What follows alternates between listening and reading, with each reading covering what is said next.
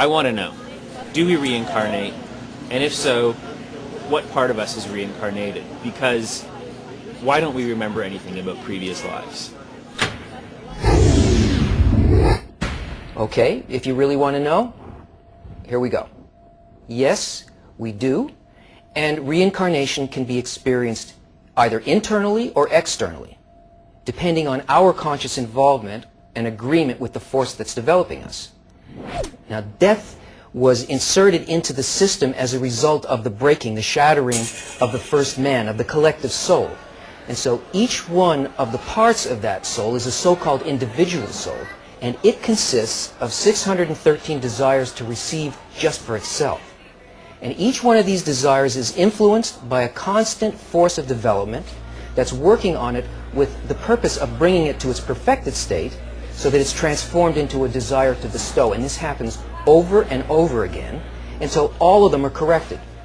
So no matter how it may appear to us while we're undergoing this process, everything always progresses and it never falls back. All spiritual growth is cumulative. Now, on the internal, on the causal level, an incarnation begins with the appearance of a spiritual body, which is a desire, but in its uncorrected state.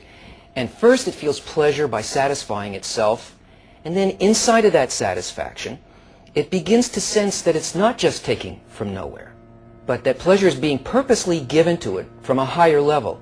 And now, since it feels that, it wants to reach that level of experience so that it can feel the pleasure of giving instead. But to do that, it has to stop receiving. It has to stop experiencing itself as a receiver. So it's given what's called a screen, an intention that allows it to do that.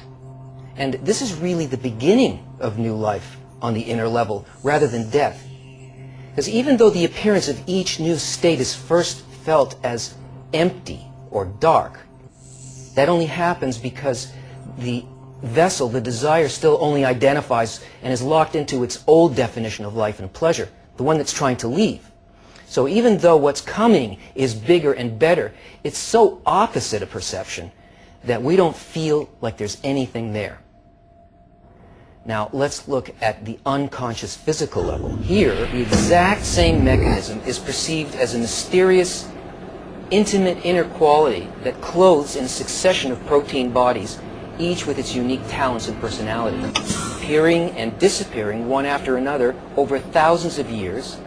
And with each cycle of death and birth, it completely forgets the conditions of its former life, because if it's going to encompass change and attain a higher level of reality, it won't be in that mind, because reality won't fit in there.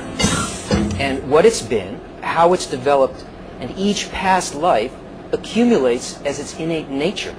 And a new mind functions as the operating system necessary for its next stage of development.